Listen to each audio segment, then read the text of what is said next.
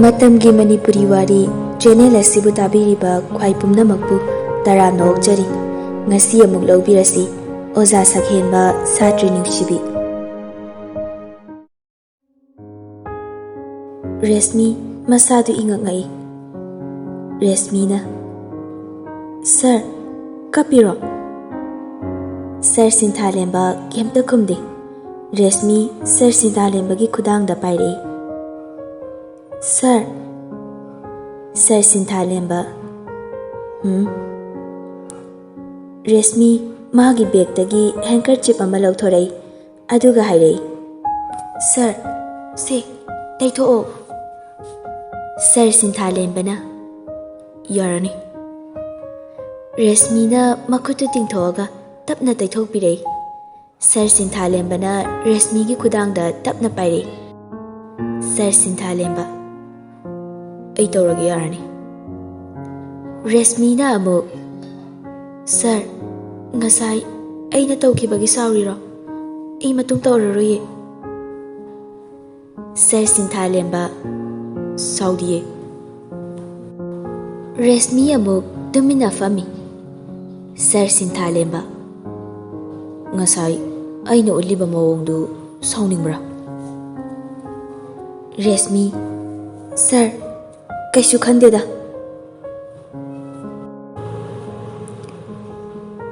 Sir Sinthalemba ai khanthaba ngamhaude.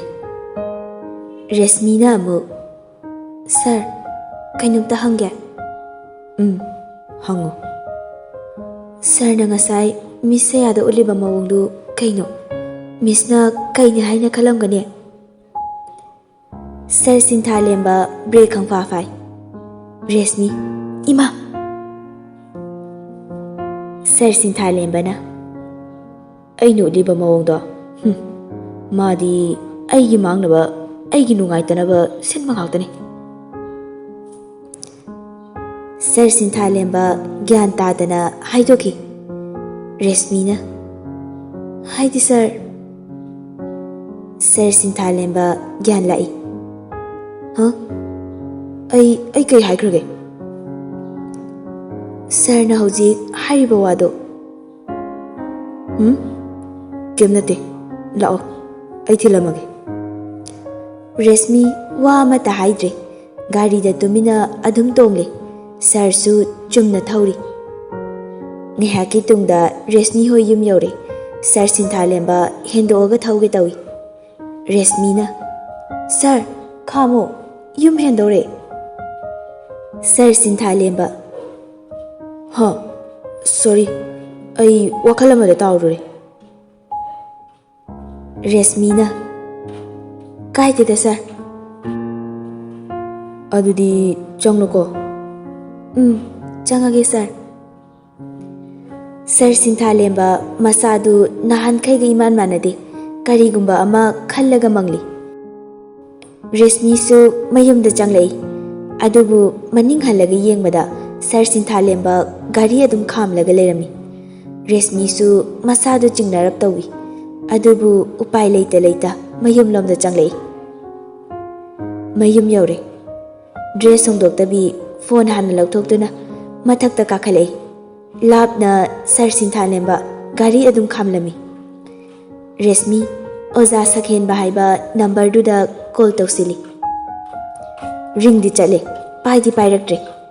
Amukasu tawsili. Handakti kaklai. Resmi message thazili. Sir aina thauba phone painingdrabo. Message reply lakti. Resmi Sir Sinthalemba gi gari do adum yengduna lei. Minute manga muk leiraga gari start tawraga thaukre. Resmi yenglamaga chatkibaduda masadu khara dingthare. Data on tawraga WhatsApp ta changi. Chanbi gi message laami. Chanbi se yengo. Resmi video du download tawre. Download tawba loireduna play tawi. Hek haubaga Misaya kaptuna leirami. Video da ngangnaba wahai. Misaya Sinthalemba ai nang nungsiye nang yaudana hingba. Sir Sinthalemba ꯅꯪꯅ ꯑꯩ ꯀꯧꯔꯤꯁꯦ ꯑꯗꯨ ꯍꯥꯏꯅꯕ꯭ꯔꯣ? ꯃꯤꯁ ꯁꯌꯥꯅ ꯅꯠꯇꯦ ꯃꯔꯝ ꯑꯃꯒꯤꯁꯨꯅꯤ꯫ Sir ꯁꯤꯟꯊꯥꯂꯦꯝꯕꯅ ꯅꯪ ꯃꯤꯁ ꯁꯌꯥꯅ ꯑꯃꯨꯛ ꯑꯩ ꯁꯣꯏꯈ꯭ꯔꯦ꯫ ꯑꯩꯒꯤ ꯅꯨꯡꯁꯤꯕꯗꯤ ꯅꯪ ꯚꯤꯗꯤꯑꯣ ꯂꯣꯏꯁꯤꯟꯈ꯭ꯔꯦ꯫ ꯁꯥꯟꯅꯔꯤꯕ ꯋꯥꯔꯤꯗꯨ ꯃꯁꯥ ꯃꯇꯣꯝꯇ ꯒ꯭ꯌꯥꯟ ꯃꯝꯖꯩ꯫ ꯚꯤꯗꯤꯑꯣꯗꯨꯁꯨ ꯏꯗꯤꯠ ꯇꯧꯕꯅꯤꯅ ꯃꯅꯨꯡꯗ ꯋꯥꯔꯤ ꯁꯥꯟꯅꯕ ꯈꯔ ꯇꯨꯕꯠ ꯇꯨꯕꯠ ꯇꯠꯂꯤ꯫ ꯔꯦꯁꯃꯤ ꯆꯟꯕꯤꯗ ꯀꯣꯜ ꯇꯧꯏ꯫ ꯆꯟꯕꯤ ꯍꯜꯂꯣ꯫ ꯔꯦꯁꯃꯤꯅ ꯚꯥꯏ ꯅꯪꯗꯤ ꯚꯤꯗꯤꯑꯣꯁꯦ ꯀꯥꯏꯗꯩ ꯐꯪꯂꯛꯏꯅꯣ? ꯆꯟꯕꯤꯅ ꯑꯃꯨꯛ ꯗꯥ ꯆꯤꯡꯂꯦꯝꯕꯅ ꯊꯥꯔꯛꯄꯅꯦ꯫ ꯑꯦ ꯃꯥ ꯋꯥꯆꯞ ꯄꯥꯏꯕ꯭ꯔꯣ? ꯄꯥꯏꯌꯦ꯫ ꯃꯥꯒꯤ ꯅꯝꯕꯔꯗꯣ ꯑꯝꯇ ꯊꯥꯔꯛꯑꯣ꯫ ꯍꯣꯏ ꯍꯣꯏ꯫ ꯆꯟꯕꯤꯅ ꯆꯤꯡꯂꯦꯝꯕꯒꯤ ꯅꯝꯕꯔꯗꯣ ꯊꯥꯔꯛꯏ꯫ ꯔꯦꯁꯃꯤ ꯆꯤꯡꯂꯦꯝꯕꯗ ꯃꯦꯁꯦꯖ ꯊꯥꯖꯤꯜꯂꯤ꯫ ꯗꯥ ꯆꯤꯡꯂꯦꯝꯕ꯫ ꯆꯤꯡꯂꯦꯝꯕ ꯍꯥꯎ ꯀꯅꯥ? ꯑꯩꯅꯦ ꯔꯦꯁꯃꯤ꯫ ꯑꯣ ꯔꯦꯁꯃꯤ ꯀꯩ ꯂꯩꯔꯒꯦ? ꯗꯥ ꯆꯤꯡꯂꯦꯝꯕꯗ ꯀꯩꯅꯣꯝꯇ ꯍꯪꯒꯦ ꯇꯧꯕꯅꯤ꯫ ꯍꯪꯉꯨ ꯀꯩꯗꯧꯔꯒꯦ? ꯃꯤꯁ ꯁꯌꯥꯒ ꯁꯔ ꯁꯤꯟꯊꯥꯂꯦꯝꯕꯒꯤ ꯚꯤꯗꯤꯑꯣ ꯐꯪꯂꯛꯏꯁꯦ ꯅꯪꯉꯣꯟꯗ ꯀꯅꯥꯅ ꯊꯥꯔꯛꯏꯅꯣ? ꯑꯣ ꯅꯪꯁꯨ ꯌꯦꯡꯂꯕꯣ ꯑꯗꯨꯗꯣ? ꯌꯦꯡꯉꯦ꯫ ꯏꯃꯥꯟꯅꯕ ꯈꯔꯅ ꯊꯥꯔꯛꯄꯅꯦ ꯑꯩꯉꯣꯟꯗ꯫ ꯀꯩ ꯂꯩꯔꯒꯦ? ꯀꯩꯝ ꯂꯩꯇꯦꯗ ꯁꯨꯝ ꯍꯪꯕꯅꯦ꯫ ꯀꯩꯗꯧꯔꯤꯒꯦ? ꯍꯪꯆꯤꯠ ꯂꯥꯡꯉꯤ꯫ ꯆꯥꯛꯇꯤ? ꯆꯥꯔꯅꯤ꯫ ꯑꯗꯣ ꯁ꯭ꯀꯨꯜ ꯂꯥꯛꯇ꯭ꯔꯗꯤ ꯀꯩꯗꯧꯔꯒꯦ? ꯍꯌꯦꯡꯗꯒꯤ ꯂꯥꯛꯑꯅꯤ꯫ ꯐꯔꯦ ꯑꯗꯨꯗꯤ ꯑꯩ ꯃꯈꯥꯗ ꯀꯨꯝꯂꯒꯦ ꯆꯔꯥ ꯑꯝꯇ ꯋꯥꯜꯂꯨꯈꯤꯒꯦ꯫ ꯍꯣꯏ ꯍꯣꯏ ꯋꯥꯟꯊꯣꯛꯎꯔꯣ꯫ ꯔꯦꯁꯃꯤ ꯃꯈꯥꯗ ꯀꯨꯝꯂꯛꯏ꯫ ꯐꯣꯟ ꯔꯤꯡ ꯂꯥꯛꯏ꯫ ꯔꯦꯁꯃꯤ ꯐꯣꯟꯗ ꯌꯦꯡꯉꯤ꯫ ꯅꯝꯕꯔꯗꯨ ꯀꯅꯥꯒꯤꯅꯣ ꯈꯪꯗꯦ꯫ ꯔꯦꯁꯃꯤꯅ ꯍꯜꯂꯣ ꯃꯤꯁ ꯁꯌꯥ꯫ ꯔꯦꯁꯃꯤ ꯅꯠꯇ꯭ꯔꯥ? ꯃꯥꯅꯦ ꯀꯅꯥ? ꯃꯤꯁ ꯁꯌꯥꯅꯦ꯫ ꯑꯦ ꯃꯤꯁ ꯀꯩ ꯂꯩꯔꯒꯦ?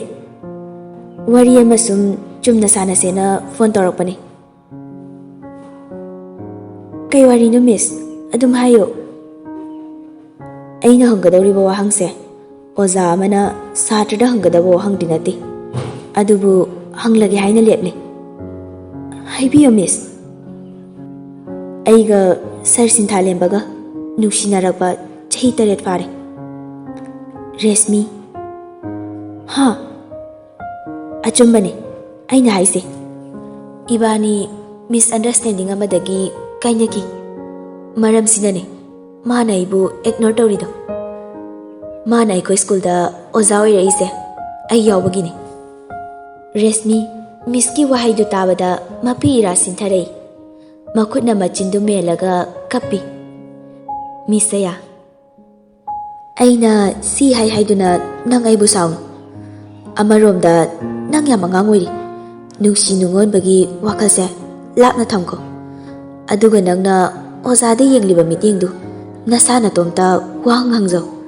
ꯅꯈꯨꯠ ꯄꯥꯏꯗꯨꯅ ꯇꯥꯛꯄꯤ ꯇꯝꯕꯤꯔꯤꯕ ꯑꯣꯖꯥ ꯑꯃꯗ ꯑꯗꯨꯒꯨꯝꯕ ꯋꯥꯈꯜ ꯈꯜꯂꯤꯗꯣ ꯅꯪ ꯁꯣꯏꯗ꯭ꯔꯥ? ꯔꯦꯁꯃꯤ ꯃꯤꯁꯀꯤ ꯋꯥꯍꯩꯗꯨꯗ ꯈꯥꯡꯕ ꯉꯝꯂꯛꯇ꯭ꯔꯦ꯫ ꯃꯈꯣꯜ ꯊꯣꯛꯅ ꯀꯞꯊꯣꯔꯛꯏ꯫ ꯃꯤꯁ ꯁꯌꯥ ꯍꯦ ꯀꯞꯂꯕꯣ?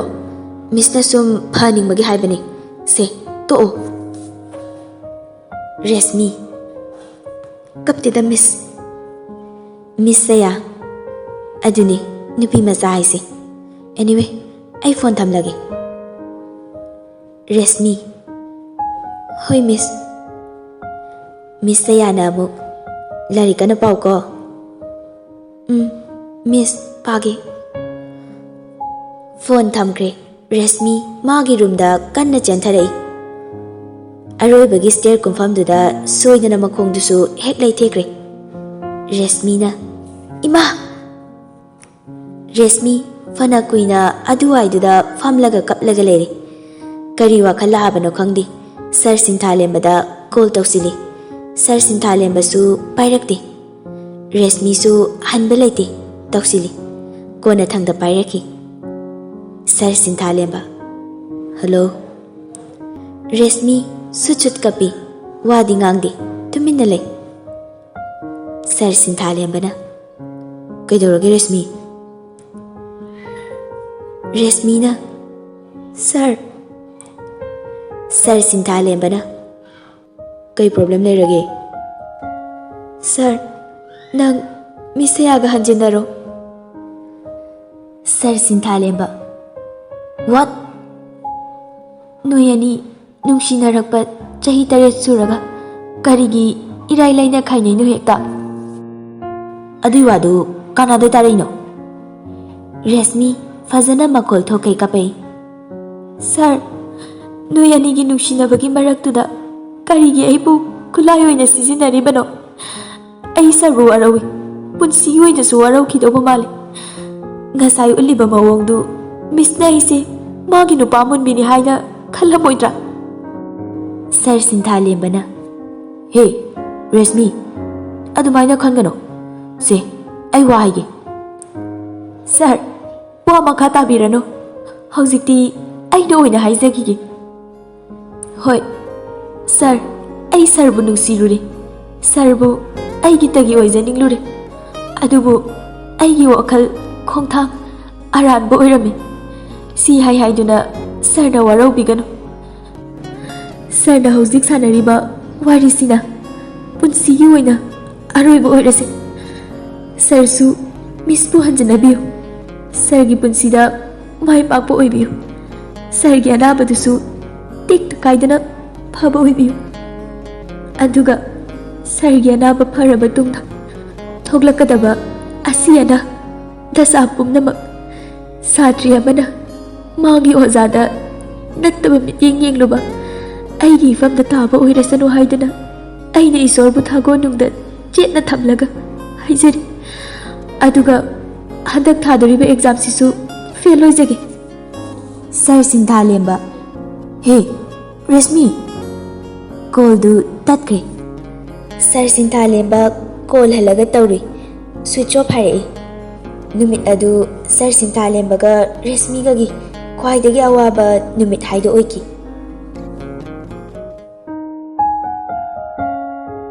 Nongale. Resmi ngarang leithikiba makhongdu lengba khotpa ngamdre. School su chatre. Ngasidi mama su thabak chathoktre. Rase sorry. Nakhongdu khara phabra. Phatragadi mama ga doctor fautang chalurasiro. Resmi da. Yanida mama.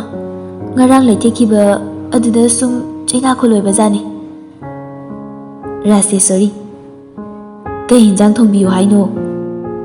Mama, kangsoi orasu yaye. Hoi hoi. Mama su adudi thongbirurage ko. Hoi mama.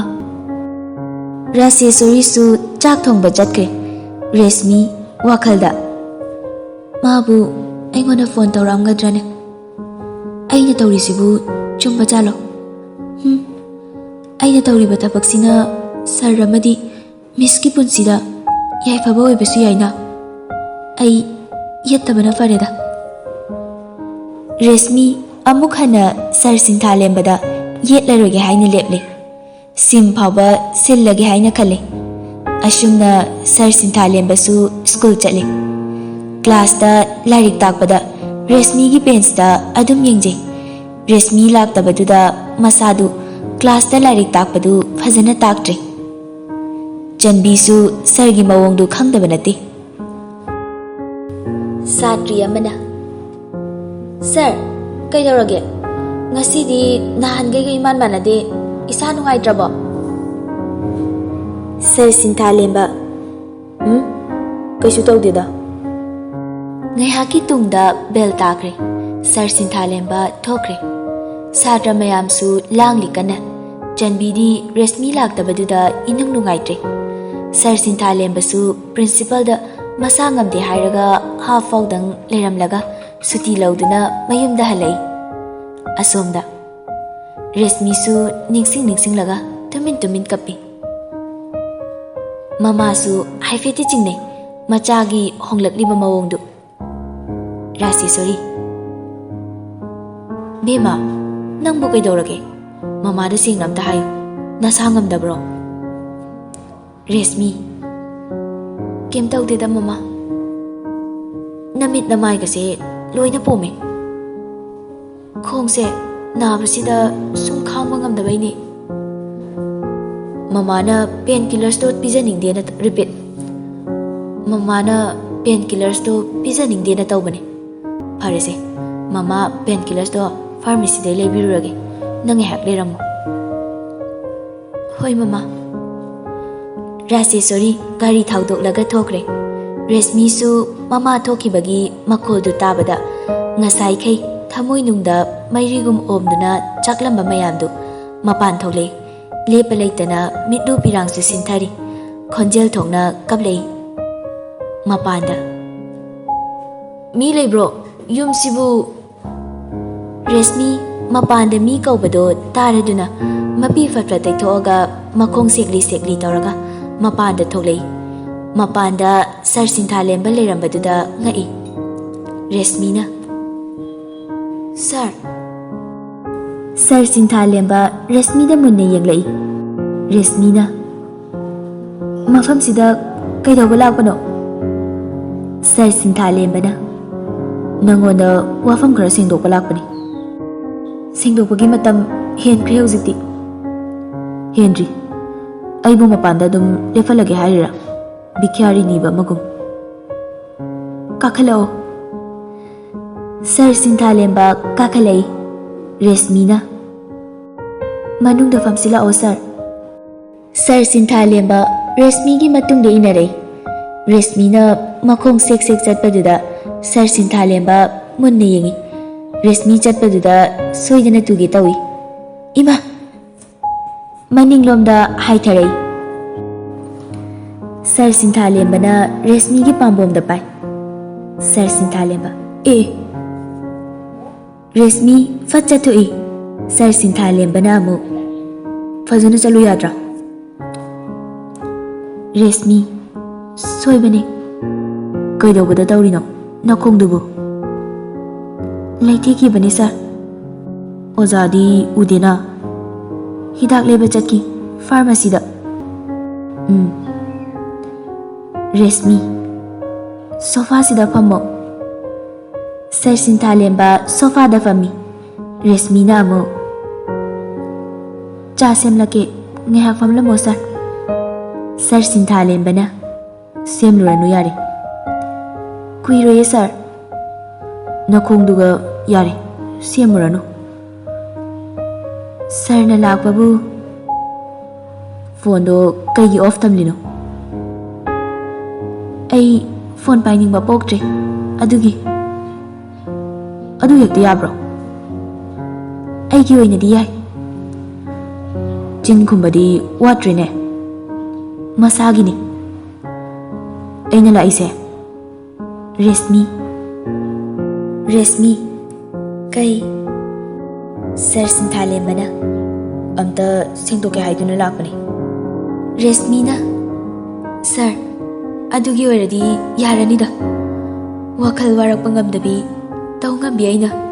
Hairoidaba kaya haikibado ngarang. Sir na kem khanbiranu. Sar sinthalemba. Oi. Resmi na mo. Sir na sida laise. Misaya uhawdabra. Khangkradi nungai kiroi. Sir, chatlo. Mama la asu fazade. Sir sinthalemba na mo. Nang maknasu aibu talaba.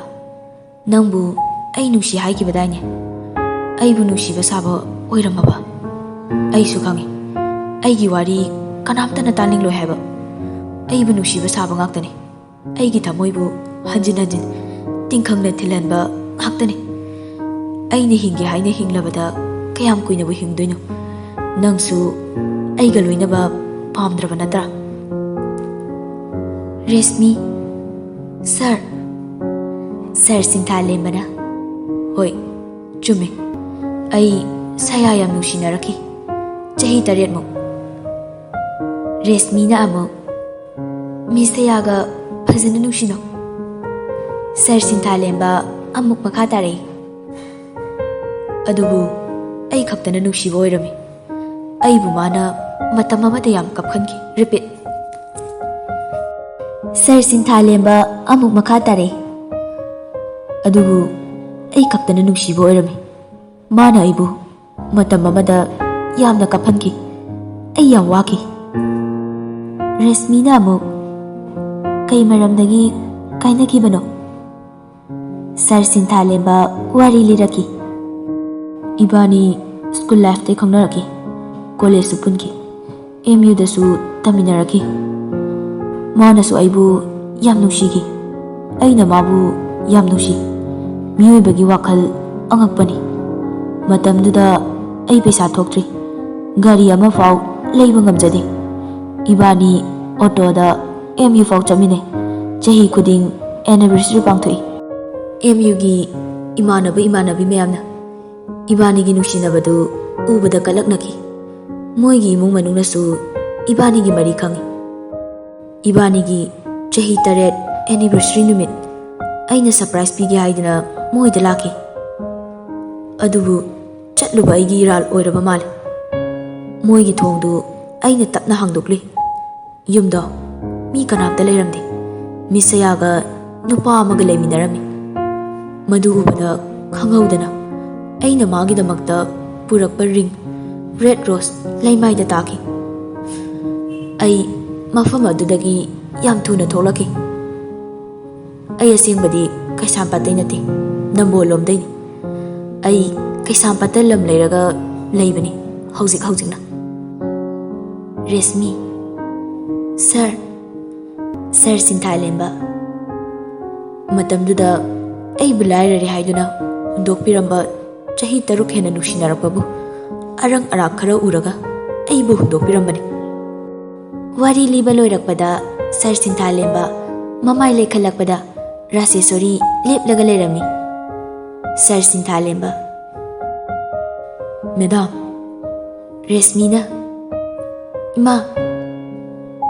ꯔꯥꯁꯦꯁꯣꯔꯤꯅ ꯍꯥꯏꯔꯛꯏ. ꯅꯪ ꯀꯌꯥꯝ ꯀꯨꯏꯔꯦ ꯂꯥꯛꯄ? Sir ꯁꯤꯟꯊꯥꯂꯦꯝꯕꯅ ꯈꯨꯝꯂꯩ. ꯍꯧꯖꯤꯛꯇ ꯂꯥꯛꯄꯅꯤ madam. ꯔꯥꯁꯦꯁꯣꯔꯤꯅ. Madam ꯆꯥ ꯂꯣꯟꯕꯤꯔꯨꯒꯦ. ꯉꯥꯏꯍꯥꯛ ꯐꯝꯂꯝꯃꯨꯀꯣ. Sir ꯁꯤꯟꯊꯥꯂꯦꯝꯕ. Madam ꯌꯥꯔꯅꯤꯗ. ꯔꯥꯁꯦꯁꯣꯔꯤꯅ ꯑꯃꯨꯛ ꯃꯦꯗꯥꯝꯒꯁꯨ ꯋꯥꯔꯤ ꯈꯔ ꯁꯥꯟꯅꯒꯗꯕ ꯂꯩ. ꯁꯔ ꯁꯤꯟꯊꯥꯂꯦꯝꯕ ꯄꯥꯈꯠꯂꯤ. ꯃꯦꯗꯥꯝ. ꯔꯥꯁꯦꯁꯣꯔꯤ ꯆꯥ ꯂꯣꯟꯕ ꯆꯪꯈ꯭ꯔꯦ ꯃꯅꯨꯡꯗ. ꯔꯦꯁꯃꯤꯅ. ꯉꯁꯤ ꯁ꯭ꯀꯨꯜ ꯆꯠꯇ꯭ꯔꯣ ꯁꯔ? ꯁꯔ ꯁꯤꯟꯊꯥꯂꯦꯝꯕ. ꯆꯠꯂꯦ. ꯁꯨꯇꯤ ꯂꯧꯔꯛꯄꯅꯤ. ꯔꯦꯁꯃꯤꯅ. ꯑꯣ. ꯁꯔ ꯁꯤꯟꯊꯥꯂꯦꯝꯕꯅ. ꯐꯣꯟꯗꯣ ꯑꯣꯟ ꯇꯧ. ꯔꯦꯁꯃꯤ. ꯁꯔ ꯇꯧꯅꯤꯡꯗ꯭ꯔꯦꯗ. ꯀꯩꯒꯤ? ꯁꯨꯝ. ꯔꯥꯁꯦꯁꯣꯔꯤ ꯆꯥ ꯂꯣꯟꯕ ꯂꯣꯏꯔꯒ ꯄꯨꯊꯣꯔꯛꯏ. ꯁꯦ ꯁꯤꯟꯊꯥꯂꯦꯝꯕ ꯆꯥ ꯊꯛꯑꯣ. ꯐꯅꯤ ꯃꯦꯗꯥꯝ. ꯁꯔ ꯁꯤꯟꯊꯥꯂꯦꯝꯕ ꯆꯥ ꯊꯛꯏ. ꯔꯥꯁꯦꯁꯣꯔꯤꯅ. ꯉꯁꯤ ꯁ꯭ꯀꯨꯜ ꯆꯠꯇ꯭ꯔꯣ? ꯁꯔ ꯁꯤꯟꯊꯥꯂꯦꯝꯕ. ꯃꯦꯗꯥꯝ ꯏꯁꯥ ꯅꯨꯡꯉꯥꯏꯇꯦꯅ ꯆꯠꯇ꯭ꯔꯦ. ꯔꯥꯁꯦꯁꯣꯔꯤꯅ. ꯅꯪꯒꯤ ꯑꯅꯥꯕꯗꯨꯅ ꯀꯔꯝ ꯀꯥꯟꯗ ꯂꯥꯌꯦꯡꯕ ꯆꯠꯇꯣꯏꯕ? ꯃꯦꯗꯥꯝ ꯐꯦꯕ꯭ꯔꯨꯋꯥꯔꯤ 15ꯗ ꯆꯠꯂꯅꯤ. ꯔꯥꯁꯦꯁꯣꯔꯤ. ꯑꯩꯈꯣꯏꯁꯨ ꯑꯉꯝꯕ ꯃꯇꯦꯡ ꯄꯥꯡꯅꯤꯗ. ꯁꯔ ꯁꯤꯟꯊꯥꯂꯦꯝꯕ. ꯍꯣꯏ ꯃꯦꯗꯥꯝ. ꯔꯦꯁꯃꯤꯅ. ꯁꯔ ꯑꯗꯨꯗꯤ ꯉꯥꯏꯍꯥꯛꯇ ꯐꯝꯃꯤꯟꯅꯔꯝꯃꯣ. ꯑꯩ ꯋꯥꯁꯔꯨꯝ ꯆꯪꯂꯨꯒꯦ. ꯁꯔ ꯁꯤꯟꯊꯥꯂꯦꯝꯕ. ꯆꯪꯉꯨꯔꯣ.